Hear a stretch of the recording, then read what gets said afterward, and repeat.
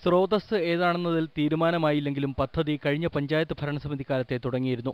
ഭരണസമിതി മാറിക്കഴിഞ്ഞപ്പോഴും ജലനിധി പദ്ധതിക്ക് പൈപ്പ് സ്ഥാപിക്കലടക്കമുള്ള പ്രവർത്തനങ്ങൾ പുരോഗമിച്ചു. കുറുവാ ദ്വീപിൽ നിന്നോ കബനിയിൽ നിന്നോ വെള്ളമെത്തിക്കാനായിരുന്നു പരിപാടി. എന്നാൽ കബനിയിൽ വേണ്ടത്ര വെള്ളമില്ലാത്തത് വിലങ്ങുതടിയായി. പകരം ഉറവിടം കണ്ടെത്താൻ കഴിഞ്ഞുമില്ല. ഒരു തുള്ളി വെള്ളം ഇല്ലാത്തൊരവസ്ഥയാണ് ഇപ്പോൾ പുൽപ്പള്ളി മുളകുരി പഞ്ചായത്തിൽ. അപ്പോൾ ഈ വാട്ടർ അതോറിറ്റിയായിട്ട് ഒരു A4 എഗ്രിമെൻറ്റ് കരാർ എന്ന് വെച്ചിട്ടുണ്ടെങ്കിൽ പുൽപ്പള്ളി പ്രദേശത്ത് മുഴുവൻ വെള്ളം കൊടുക്കാമെന്ന് പറഞ്ഞത് വാട്ടർ അതോറിറ്റിയിലെ ആളുകളുമായിട്ട് ഒരു എഗ്രിമെൻ്റ് ഉണ്ടാക്കാനാണ്. ആ എഗ്രിമെൻ്റ് ഒപ്പുവെച്ചിട്ടുണ്ട്. പക്ഷേ വാട്ടർ അതോറിറ്റി പുൽപ്പള്ളിയിലും മുള്ളംകൊല്ലിയിലും ഒരാഴ്ചയ്ക്ക് 2 പ്രാവശ്യം തന്നെ വെള്ളം കൊടുക്കാൻ വളരെ കഷ്ടപ്പെടുക. പദ്ധതി കഴിഞ്ഞ മാസം 30-ന് പൂർത്തിയാക്കുമെന്ന് പ്രഖ്യാപിച്ചെങ്കിലും ആ വാഗ്ദാനം പാഴ്വാക്കായി. നാട്ടുകാർ ഹർത്താലടക്കമുള്ള സമരപരിപാടികൾ സംഘടിപ്പിച്ചു. പദ്ധതിയിൽ വരിക്കാരായി പണമടച്ച് കാത്തിരിക്കുന്നവരിൽ പലരും ഇതിനിടെ സ്വന്തം നിലയ്ക്ക് കുഴൽക്കിണർ കുഴിച്ച് വെള്ളം കണ്ടു. 11 കോടി ഇതുവരെ ചെലവാക്കി. ഈ മാസം 30-ന് പൂർത്തിയാക്കുമെന്നാണ് പുൽപ്പള്ളി പഞ്ചായത്ത് പ്രസിഡന്റിന്റെ ഉറപ്പ്.